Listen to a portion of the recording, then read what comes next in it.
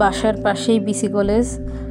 আমি পিসি কলেজে গিয়েছি শব্দ শুনে, অনুষ্ঠানের শব্দ শুনে গিয়েই দেখি বিএনসিসির যে কার্যক্রম আছে, ওরা রীতি যেগুলো পালন করতে হয় সেগুলো পালন করে ওরা শুরু করছে উদ্বোধনী অনুষ্ঠান। ওদের এই যে কলেজ কর্তৃপক্ষ যারা আছে শুরু করে দিছে। তখন আমি উপভোগ করছি বসে বসে কীভাবে কি করে।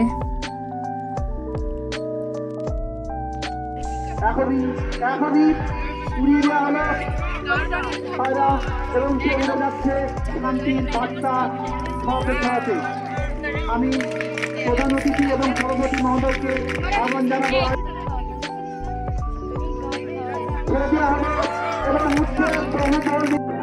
কলেজের ভিতরে ঢুকে আমার মনটাই ভালো হয়ে গেল। চারপাশে সবুজে ঘেরা, একদম পুরো সবুজ, অনেক গাছ, অনেক বন, মানে অনেক সুন্দর।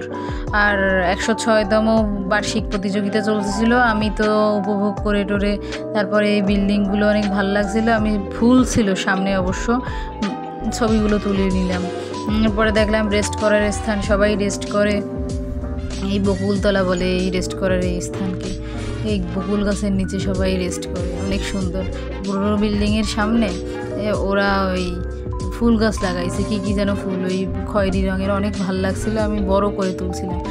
এই বিল্ডিংটা অনেক বেশি পুরনো। এখানে নায়ক নায়িকারা অনেক সময় শুটিং করার জন্য আসে।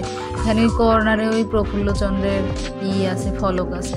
আর প্রফুল্লচন্দ্র 1918 সালে এই কলেজ প্রতিষ্ঠা করেন। আর ঢাকা ভার্সিটির থেকেও পুরনো এই কলেজটা।